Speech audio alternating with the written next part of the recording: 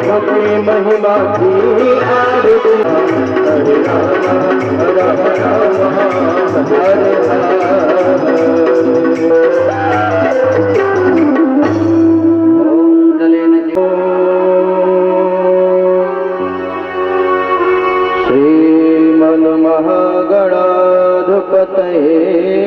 नमः। श्री गुरु चरण कमलेभ्यो नमः। श्री सरस्वते नमो नमः। श्री राधा कृष्णाभ्यां नमः। मात पिता चरण कमलेभ्यो नमः। देहं सदा परिणमभीष्टदोहं तीर्थात् पदं शिविरञ्चनुतं शरणं। विद्यारतिहं प्रतिपालभवाधिपूतो वन्दे महापुरुष ते चरुणारविन्दम्। अखण्डमण्डलाकारं व्याप्तं येन चराचरं तत्पदं दर्शितं येन तस्मै श्रीगुरवे नमः। बंसी विभूषित करानवनीरदाभा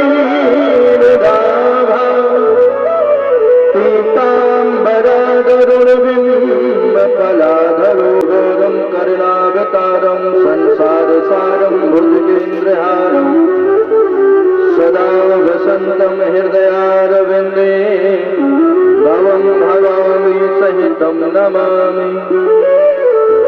यं प्रव्रजन्तमनुपेतमपेतकृत्यं द्वैपायनो बृहकातनु आजुहाव। पुत्रेति तन्मेतयामि तर्वो भुनिदो तं सर्वभूतहृदयं मुनिमानतोऽस्मि। नारायणं नमस्कृत्य नरं चैव नरोत्तमं देवीं सरस्वतीं व्यासं ततो जयमुदीरये। प्रथम दिवस में प्रवेश करने से पूर्व अपने मन और वाणी को श्री राधा माधव के चरणों में लेकर के चलें। आप अपने मन को उस स्थान पर लगाएं जहाँ की कल कल शब्द निनाद करती हुई श्री यमुना महारानी बह रही है। सुंदर पक्षियों का कल्लव हमारे कानों को सुनाई दे रहा है। प्रत्येक प्राणी के मुख से श्री राधा श्री राधा श्री राधा नाम का उच्चारण हो रहा है। ऐसे पावन पवित्र स्थान पर आप अपने मन को लेकर के चलें। भगवान श्री गोविंद से प्रार्थना करें, हे प्रभु आज हम आपकी यह प्रथम दिवस की कथा श्रवण करने के लिए जा रहे हैं। आप ऐसी कृपा कीजिए जिससे कि यह हमारा मन नित्य निरंतर आप ही के श्री चरणों में लगा रहे। और भगवान के चरणों में इस मन को लगाने का यदि कोई साधन है तो वो केवल प्रभु का नाम है। क्योंकि रामचरितमानस में बाबा तुलसीदास जी ने लिखा है, कलियुग केवल नाम आधार मर नर उतरहि पारा। इस कलिकाल में भव सागर से पार होने का यदि कोई साधन है तो वह प्रभु का नाम है। तो अपने मन को एकाग्र करने के लिए, भगवान की कृपा पाने के लिए आइए कुछ क्षण श्री गोविंद नाम उच्चारण करें। बड़े प्रेम के साथ, बड़े आनंद के साथ ताली सेवा करते हुए तत्पश्चात आज हम प्रथम दिवस की कथा में प्रवेश करेंगे। तो आइए बड़े भाव के साथ कुछ क्षण गोविंद नाम उच्चारण करेंगे। मेरो राधा रमण गिरधारी, गिरधारी श्याम बनवारी। मेरो राधा रमण गिरधारी, गिरधारी श्याम बनवारी। मेरो राधा रमण गिरधारी, गिरधारी श्याम बनवारी।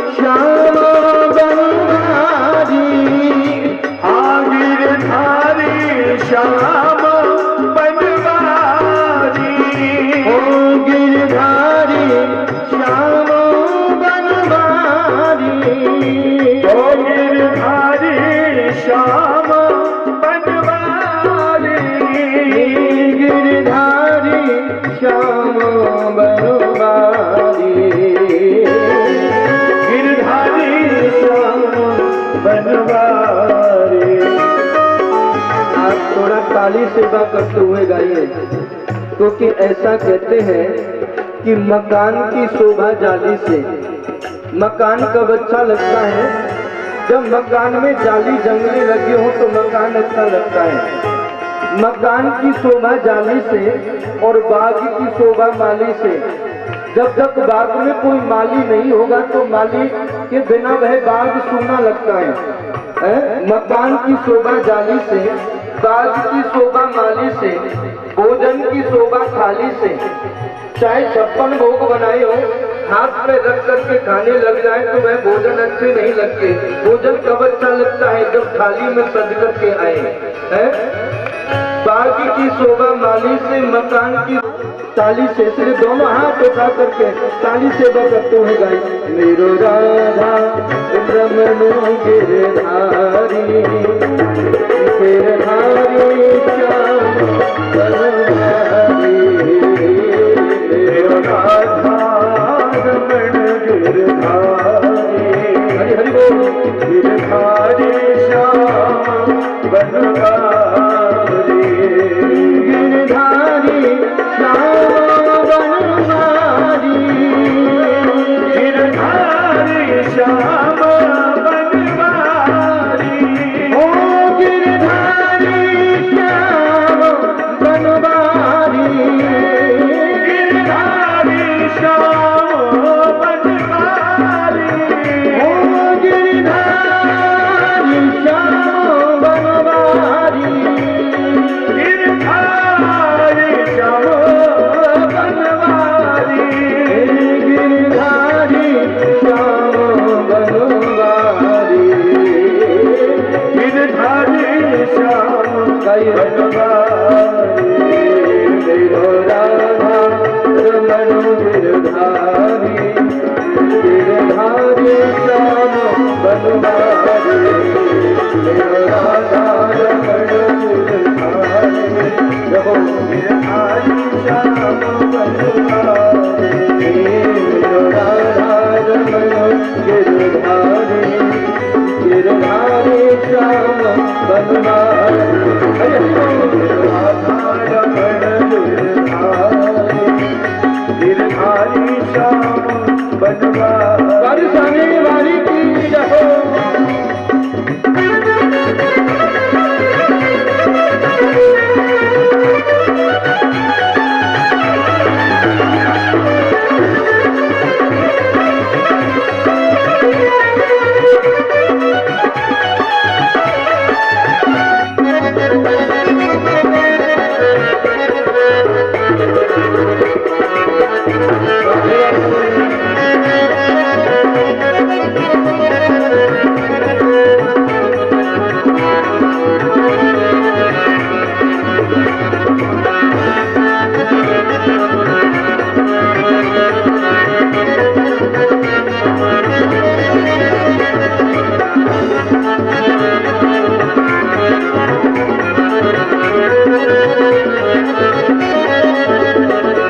गिरधारी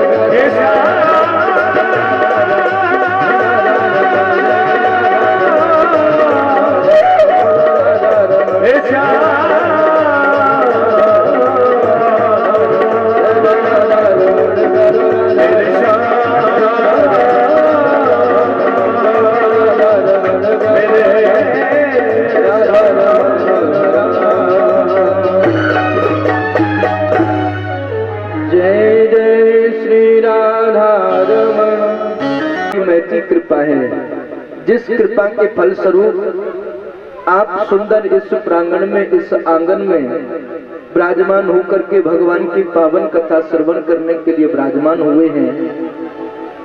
बंधुओं, एक जन्मों के भाग्यों की बात नहीं, भागवत जी में वर्णन आता है, भाग्य उदेन बहु जन्म समझते सत्संगम चलभते पुरुषो यदावे। बोले एक जन्म नहीं, अनेक जन्मों के जब भाग्य उदय होते हैं तब जाकर के जीवन में ऐसे शुभ कार्य हमें करने को और देखने को प्राप्त होते हैं। आप बड़े सौभाग्यशाली हैं जो कि आपके मन में ऐसा विचार आया कि हमें भगवान की पावन कथा श्रवण करानी चाहिए, है? भगवान की कथा हमें अपने घर करानी चाहिए। बंधुओं, ये युग का प्रभाव है। धर्म का कार्य शीघ्रता से हृदय में नहीं आता है, विचार नहीं आते हैं धर्म के लिए। पाप के लिए अनेक विचार मन में आते रहते हैं, ऐसा कर लिया जाए, वैसा कर लिया जाए, ये कर दे, वो कर दे, लेकिन धर्म करने के लिए हर किसी की सामर्थ्य नहीं है। भगवान हर किसी को धर्म के रास्ते की ओर प्रेरणा नहीं देते हैं। आज से करीब 3 वर्ष पहले जहां हमारे मोहन जी के बेटा राजेश भैया लुधियाना में रहते हैं, हम वहां कथा करने के लिए गए, तो उसी दिन से उनकी ये इच्छा हुई कि महाराज जी एक बार हमारे गांव में आपकी कथा जरूर हो। भगवान से ऐसी प्रार्थना करते हैं कि एक बार आप हमारे गांव तक जरूर पहुंचो। तो आज वह मनोरथ उस बालक का पूर्ण हो गया है, और यह बिना ठाकुर जी की कृपा के संभव नहीं है। बंधुओं, आज बड़ा ही सुंदर समय जो कि आप सब भगवान की कथा श्रवण करने के लिए पधारे हैं। प्रातः काल भगवान की सुंदर भव्य कलश यात्रा को आप सब भक्तों ने निकाला। हाय हाय, माताओं के क्या कहने, नंगे पांव तपती हुई धूप में भूखे प्यासे 4-5 किलोमीटर की यात्रा करके माताएं आई। धन्य है माताओं के लिए, है? हम तो गाड़ी में बैठे बैठे परेशान हो गए, लेकिन हमारी मैया नंगे पांव खेतों से चल करके आ रही थी। यही है श्रद्धा, यही है भगवान के प्रति विश्वास, यही है भक्त की धारणा, है? जब भक्त का अटल विश्वास भगवान के प्रति होता है तो जित देखूं उत और सखीरी, सामने मेरे सावरिया। है। फिर जहां भक्त भगवान को पुकारता है फिर भगवान उसी क्षण आकर के उसकी सहायता करते हैं। तो आपने सुंदर भव्य कलश यात्रा को निकाला। बंधुओं, कलश यात्रा का दूसरा नाम शोभा यात्रा, इसे शोभा यात्रा भी कहते हैं। कलशों को लेकर के माताएं यात्रा करती हैं, चलती हैं, तो उसे कलश यात्रा कहते हैं। लेकिन इसे शोभा यात्रा क्यों कहा जाता है? शोभा यात्रा इसलिए कहते हैं कि भक्त की शोभा भगवान से होती है और भगवान की शोभा भक्त से होती है। जब भक्त और भगवान दोनों आपस में मिलकर के जब चलते हैं, जब यात्रा करते हैं, तो उसे शोभा यात्रा कहते हैं। तो आपने कलश यात्रा एवं शोभा यात्रा दोनों यात्राओं को किया और अब आप इस प्रांगण में विराजमान हैं किसके लिए? भागवत की कथा श्रवण करने के लिए। जिस कथा को हम लोग यहाँ सुनने के लिए बैठे हैं उसे हम भागवत की कथा कहते हैं। मन में प्रश्न होता है कि भागवत है क्या? क्या भागवत कोई किताब है? भागवत कोई पोथी है? या भागवत कोई लेक्चर देने का सामान है? या भागवत कोई टाइम पास वस्तु है? घर में मन नहीं लग रहा है, बगल में ही कथा हो रही है, चले थोड़ी बहुत देर मन लग जाएगा, कथा सुनाए। भागवत मन लगाने की वस्तु नहीं है। भागवत मनोरंजन का साधन नहीं है। भागवत कोई टाइम पास वस्तु नहीं है। तो भागवत क्या है? आज की कथा के माध्यम से हम लोग 4 बातें श्रवण करेंगे। क्या, क्यों, कैसे और कब। ये भागवत क्या है इसके विषय में जानेंगे। इसे क्यों सुनना चाहिए इसके विषय में जानेंगे। इसे कब सुने और कैसे सुने। इन 4 बातों को जिसमें बताया है उसी को हम भागवत जी का महात्म कहते हैं। किसी भी कार्य को करें, हम सत्यनारायण भगवान की कथा भी कराते हैं तो उसका भी महात्म होता है। महात्म माने महत्वता और महत्वता माने विशेषता। इस भागवत कथा की क्या विशेषता है ये आज हम कथा के माध्यम से श्रवण करेंगे। तो सबसे पहले जाने, जिस कथा को हम सुनने के लिए यहाँ अपने घर के सुख साधनों को छोड़ करके आए हैं, बैठ करके सुन रहे हैं, तो ये भागवत क्या है? भगवान श्री कृष्ण इस पृथ्वी के ऊपर अपनी लीला करने के लिए प्रकट हुए द्वापर के अंत में, और 125 वर्ष तक भगवान पृथ्वी पर रहे। लेकिन 125 वर्ष रहने के बाद भगवान जब अपनी लीला समाप्त करके गोलोक धाम जाने की तैयारी में थे तो एक पीपल के वृक्ष के नीचे भगवान शयन मुद्रा में पड़े हुए दौड़ा दौड़ा उद्धव भगवान के समक्ष जा पहुंचा और भगवान से पूछ लिया, हे केशव, मुझे लगता है कि अब आप अपनी लीला समाप्त करके अपने धाम जाने की तैयारी में हैं, लेकिन जाते जाते ये तो बताओ कि तुम्हें जाने के बाद इस धर्म की कौन रक्षा करेगा? आज तक तुम इस धर्म की सहायता कर रहे थे, लेकिन तुम्हें जाने के बाद तो ये धर्म अकेला पड़ जाएगा। अधर्म पृथ्वी के ऊपर होने लगेगा। कोई संत ब्राह्मणों की सेवा नहीं करेगा, कोई माता पिता की सेवा नहीं करेगा, कोई गौ माता की सेवा नहीं करेगा। ऐसा हुआ तो पृथ्वी के ऊपर अधर्म होने लगेगा। भगवान कह रहे हैं, उद्धव, मैं केवल तुम्हारे देखते हुए जा रहा हूं, लेकिन जो मेरी वाणी, जो मेरा तेज, जो मेरा प्रकाश, जो मेरी शक्ति, इन सभी वस्तुओं को मैं भागवत में प्रवेश करा करके जा रहा हूँ। जो इस कल काल में जो भागवत की कथा सुनेगा, जो भागवत की कथा कराएगा, जो भागवत की शरण में आकर के बैठेगा, उन समस्त प्राणियों की मनोकामनाओं की पूर्ति हो जाएगी। तो ये भागवत कोई किताब नहीं है, भागवत कोई पोथी नहीं है, भागवत कोई लेक्चर देने का सामान नहीं है, भागवत कोई टाइम पास वस्तु नहीं है। भागवत तो स्वयं भगवान कृष्ण का स्वरूप है। और बंधुओं, जो प्राणी भगवान श्री कृष्ण की शरण में आकर के विराजमान होते हैं, उनकी समस्त मनोकामनाओं की भगवान पूर्ति करते हैं। लेकिन कब? यदि अभिमानी बनकर की कथा में बैठोगे तो कुछ भी नहीं मिलेगा। यदि हम ये सोचें कि मैं इतना विशाल खर्च कर रहा हूं, मैं ये कथा करा रहा हूं, आप कथा कराने वाले नहीं, भगवान की कृपा के बिना एक पत्ता तक नहीं हिल सकता है?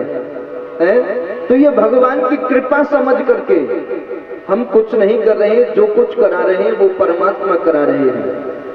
ऐसी मन में धारणा धर करके जो भक्त भगवान की शरण में आकर के विराजमान होते हैं, भगवान उनकी कामनाओं की पूर्ति करते हैं। इसलिए अभिमान को त्याग करके भगवान की शरण में आइए तो भगवान कृपा करेंगे। भगवान अभिमानी के ऊपर कृपा नहीं करते। यदि कोई अपने आप में धनवान बनकर के बैठा हो कि मैं धनवान हूं, मैं अपने धन के द्वारा भगवान को यहाँ बुलाऊंगा, तो भगवान धन के भूखे नहीं है। दाता एक राम भिखारी सारी दुनिया, वो सबको देने वाले हैं, वो दाता हैं।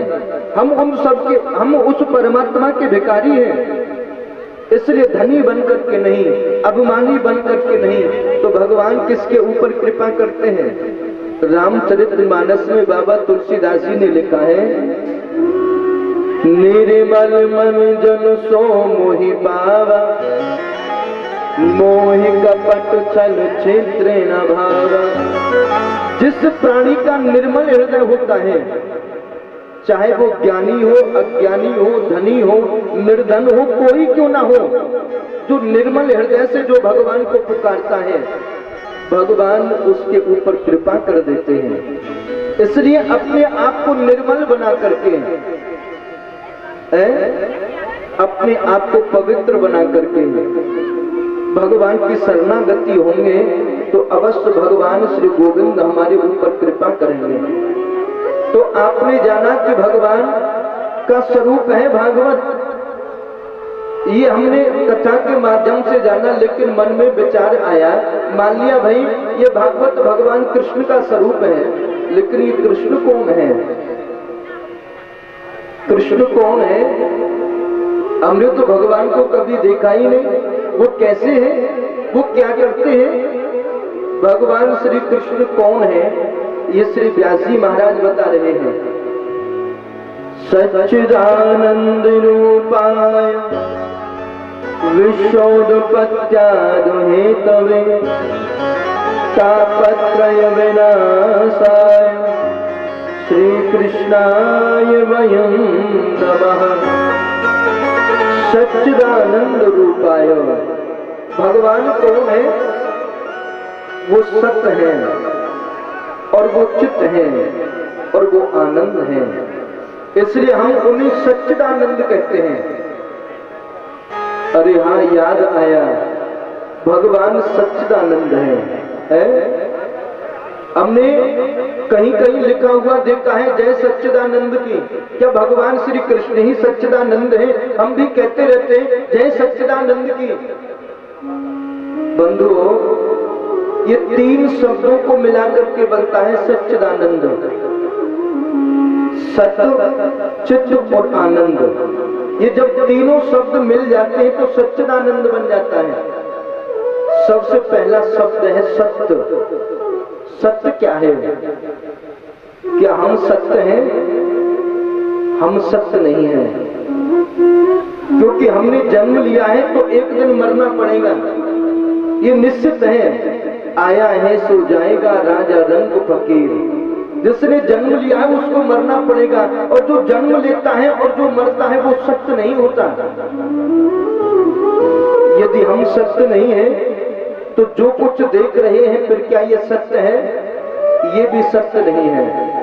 ये पंडाल आज लग रहा है, कल नहीं था, और 7-8 दिन के बाद फिर नहीं रहेगा। तो जो है फिर नहीं रहेगा, वो उसको हम सत्य नहीं कहते, वो सत्य नहीं होता। तो जो कुछ हमारे पास बैंक बैलेंस है, क्या फिर वो सत्य है? वो भी सत्य नहीं है। जो घटता है, जो बढ़ता है, वो सत्य नहीं होता।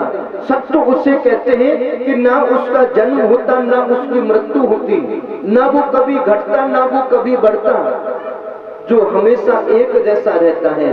जब हम नहीं थे वो तब भी था, आज हम हैं तो वो आज भी है, और कभी हम नहीं रहेंगे तो वो फिर भी रहेगा। उसी को तो सत्य कहते हैं। भाई ऐसा कौन है जो कभी जन्म नहीं लेता, जो कभी मरता नहीं, कभी घटता नहीं, कभी बढ़ता नहीं? ऐसे सत्य स्वरूप परमात्मा वो भगवान श्री कृष्ण है। वो सत्य है, वो कभी मिटते नहीं हैं। वह अपनी लीला करने के लिए प्रकट होते हैं और लीला करने के पश्चात वो अंतर ध्यान हो जाते हैं, इसलिए वो मरते नहीं, वो अंतर ध्यान होते हैं। तो वो सत्य है, वो परमात्मा सत्य है। तभी तो हमारे बुजुर्ग कहते हैं सत्य में भगवान छुपे हैं। जीवन में जो व्यक्ति सत्य के रास्ते के ऊपर चलते हैं, जो जीवन में सत्य को अपनाते हैं, उसके बराबर कोई धर्म नहीं है, और असत्य बोलने के बराबर कोई जीवन में पाप नहीं है। इसलिए यदि आप अपने जीवन में अधिक धर्म ना कर सको तो सत्य बोलना सीखिए। जो सत्य बोलेगा सदैव भगवान उसके समक्ष रहते हैं, सदैव भगवान उसकी रक्षा के लिए तत्पर रहते हैं। तभी तो हमारे बुजुर्ग कहते हैं जीवन में अपनी विजय चाहते हो तो सत्य के रास्ते पर चलिए, क्योंकि अंत में विजय सत्य की होती है। और यदि पराजय चाहते हैं तो असत्य के रास्ते पर चलिए, क्योंकि जहां सत्य है वहां भगवान है, और जहां भगवान है फिर व्यक्ति की हार कैसे हो सकती है? तो सत्य भगवान श्री कृष्ण है। दूसरा शब्द है चित्त। चित्त किसे कहते हैं? चित्त माने होता है प्रकाश, यानी उजाला। और इस संसार को कौन प्रकाशित कर रहा है? सूर्य और चंद्रमा।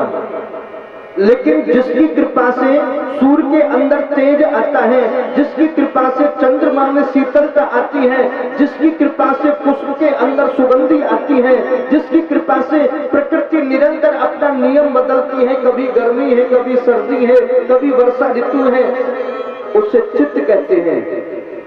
और ऐसे चित्त स्वरूप परमात्मा वो भगवान श्री कृष्ण है, जिनकी कृपा से सूर्य के अंदर तेज बना हुआ है, जिसकी कृपा से चंद्रमा में शीतलता बनी है, जिसकी कृपा से हम श्वास ले रहे हैं, जिसकी कृपा से ये दुनिया को हम देख रहे हैं। ऐसे चित्त स्वरूप परमात्मा वो भगवान श्री कृष्ण है। इसलिए वो सत्य है और वो चित्त है। तीसरा शब्द है आनंद। आनंद क्या है? बोले महाराज ये दो बातें तो हम नहीं जानते, लेकिन आनंद को तो हम भली भांति जानते हैं। आनंद को कैसे जानते हैं? अरे कहीं घर में सिंधु सुख राशि जो आनंद, सिंधु सुख राशि जो आनंद, सिंधु सुख राशि करते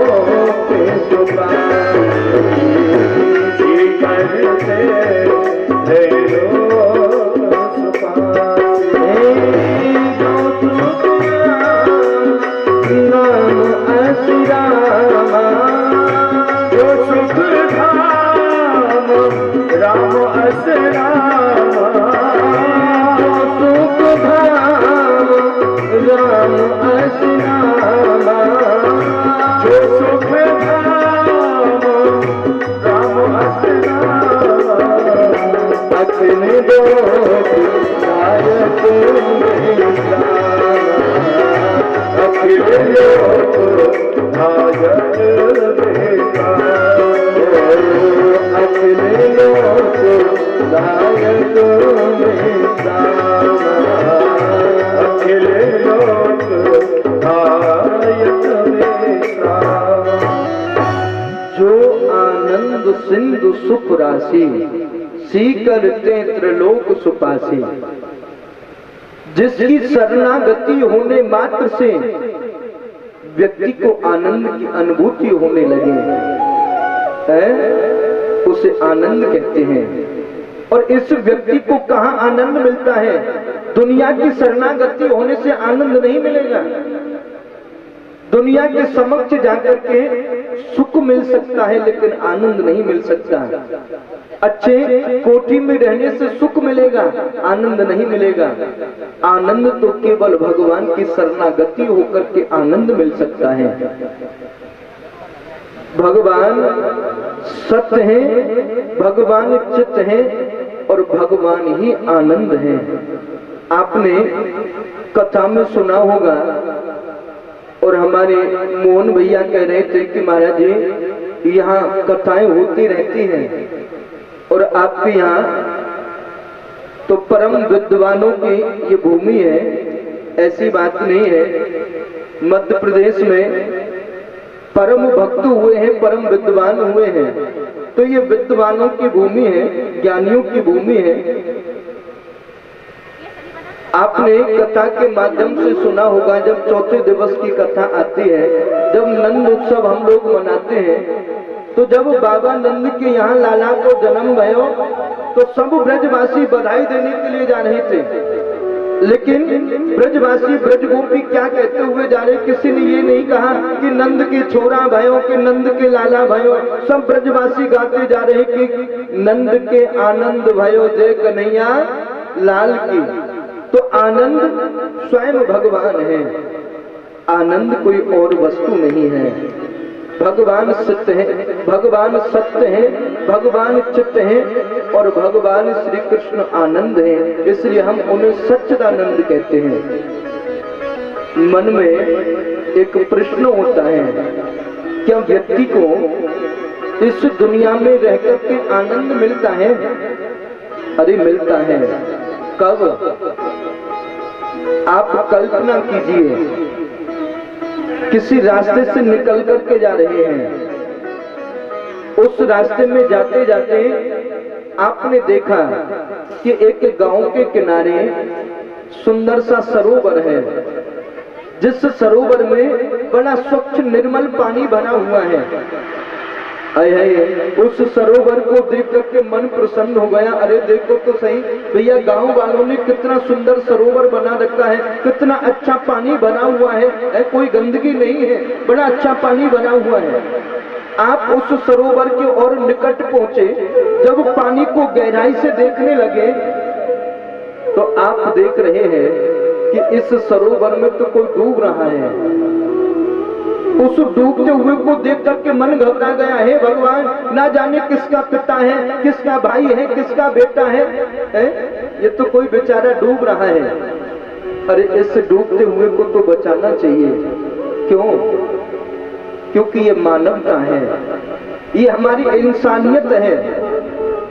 मानव, जिसके पास में मानवता हो उसे मानव कहते हैं, जिसके पास इंसानियत है उसे इंसान कहते हैं। जिसने इंसानियत को बुला दिया वो इंसान नहीं, वो हैवान हो जाता है। हमने किसी को डूबते हुए देखा तो हमारे मन में इच्छा हुई कि इसे बचाना चाहिए। क्यों? किसी के काम जो आए उसे इंसान कहते हैं, पराया दर्द अपनाए उसे इंसान कहते हैं। यूं तो भरने को भी दुनिया बांट कर खाए उसे इंसान कहते हैं, पराया दर्द अपनाए उसे इंसान कहते हैं। डूबते हुए को आपने जब देखा तो आपके मन में इंसानियत जाग उठी कि इसे बचाना चाहिए, लेकिन आपने विचार किया कि बचाएगा कौन? यहाँ तो दूर दूर तक कोई बचाने वाला मुझे दिखाई नहीं देता है, और जब तक किसी के आने की मैं प्रतीक्षा करूंगा तब तक तो ये बेचारा डूब करके मर भी जाएगा। प्रतीक्षा नहीं करनी चाहिए। मैं ही इसे बचाने के लिए सरोवर में कूद पड़ता हूँ और आप उसे बचाने के लिए सरोवर में कूद पड़े। तैरते भय डूबते हुए के पास में गए, डूबते हुए ने देखा कि मुझे कोई बचाने के लिए आया है। उसने झट से हमारी गर्दन को पकड़ लिया। अरे महाराज, और जान आफत में आ गई है। आए थे हरि भजन को ओटल लगे कपास, हम तो इसे बचाने के लिए आए थे, ये डूब रहा था, लेकिन अब इसने हमारी गर्दन को पकड़ लिया, ये तो मरेगा, लेकिन साथ में अब तो ये हमको भी लेकर के मरेगा है। अनेक प्रयत्न किए, अनेक प्रयास किए, धीरे धीरे आप उस डूबते हुए को लेकर के किनारे पर चले आए। जैसे किनारे पर उसे ला करके डाला तो आपने थोड़ी आराम की श्वास ली। हे भगवान, आज तो मर गए होते, जैसे तैसे बच करके आए हैं थोड़ी देर, और हमारी गर्दन को यदि ये नहीं छोड़ता तो हम इस सरोवर में डूब करके मर जाते। लेकिन मन में विचार आया, जिसके लिए मैंने इतना परिश्रम किया है, कष्ट किया है, अरे उसे देखना तो चाहिए कि वो जीवित है कि मर गया। आपने उसे देखा तो उसकी धीमी धीमी श्वासें चल रही हैं। उन श्वासों को चलते हुए देख करके मन प्रसन्न हो गया, आत्मा प्रसन्न हो गई। अरे वाह परमात्मा, मैं तो अचानक इस रास्ते से निकल रहा था, लेकिन जाते जाते आज तो मेरे इस शरीर से एक नेकी का काम, एक अच्छा काम हो गया। मैंने आज किसी के प्राणों को बचा दिया, और ऐसा जो प्राणों को बचाने का जो कार्य करता है उससे आनंद की अनुभूति होती है, और जब आनंद की अनुभूति होती है तो आत्मा प्रसन्न होती है, और आत्मा का स्वरूप वो परमात्मा प्रसन्न हो जाता है। तो आनंद कोई और वस्तु नहीं, आनंद तो केवल परमात्मा है। तो वो सत्य है, वो चित्त है, और वो आनंद है, इसलिए हम उन्हें सच्चिदानंद कहते हैं। लेकिन भाई, ऐसे सच्चिदानंद भगवान करते क्या है? विश्वोत्पत्त्यादुहे तवे, वो भगवान इस विश्व की उत्पत्ति करते हैं, वो इस विश्व का लालन पालन करते हैं, और इस सृष्टि का वो लय कर देते हैं, इसे समाप्त कर देते हैं। हानि लाभ जीवन मरण, यश अपयश विद्वान, ये 6 वस्तु भगवान के हाथों में है। लाभ और हानि, किस काम को करने से लाभ होगा या फिर हानि होगी, ये भगवान जानते हैं। कब व्यक्ति का समाज में यश, ये सब को लेते लोभाए, जो या की पूजा करे, ये ताकू पहले खा। यदि माया के चक्कर में पड़ोगे तो माधव को भूल जाओगे, और यदि माधव को भूल गए तो फिर भगवान की प्राप्ति नहीं कर पाओगे। इसलिए भगवान को पाना है तो माया को छोड़ करके माधव की शरणागति हो करके हमें भगवान की आराधना करनी चाहिए। कोई तन दुखी, कोई मन दुखी, कोई धन बिनु रहते उदास। तीसरा दुख कौन सा है? कोई बिना धन के दुखी है। सुबह खाने को है तो शाम की चिंता है, शाम को है तो सुबह खाने की चिंता लगी हुई है। बस इन्हीं 3 प्रकार के दुखों ने इस दुनिया को पकड़ लिया है। कोई ना कोई किसी ना किसी कारण से दुखी है। लेकिन यदि सब दुखी है तो फिर भगवान ने सुख क्यों बनाया है? अरे ऐसा नहीं है, दुनिया में सुखी भी है, लेकिन सुखी कौन है? थोड़े थोड़े सब दुखी, एक सुखी राम के दास, जिन्होंने अपने जीवन की बागडोर भगवान के चरणों में सौंप दी है। सुख आए तो सुखों में वह कभी फूलते नहीं हैं, दुख आए तो दुख में वो कभी घबराते नहीं हैं। तो सुख और दुख में नित्य निरंतर जो हमेशा मुस्कुराते रहते हैं, जो भगवान की शरणागति में लगे रहते हैं, वह प्राणी हमेशा सुखी रहते हैं। इसलिए बंधुओं याद रखिए, यदि दुख है तो दुख जब जाएगा वो सुख देकर के जाएगा। सुख जाएगा तो जब जाएगा वो दुख दे करके जाएगा। और ये जीवन के पहलू हैं। जैसे रात्रि के बाद दिन होना निश्चित है, वैसे ही सुख के बाद दुख आना निश्चित है, और दुख के बाद सुख आना भी निश्चित है। हमें सुख और दुखों में कभी घबराना नहीं चाहिए।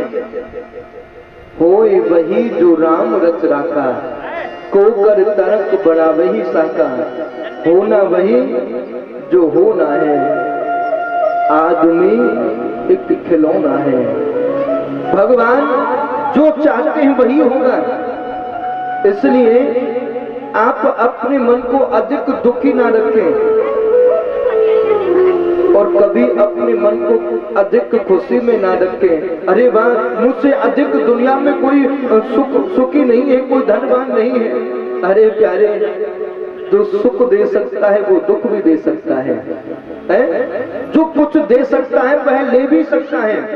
इसलिए जो कुछ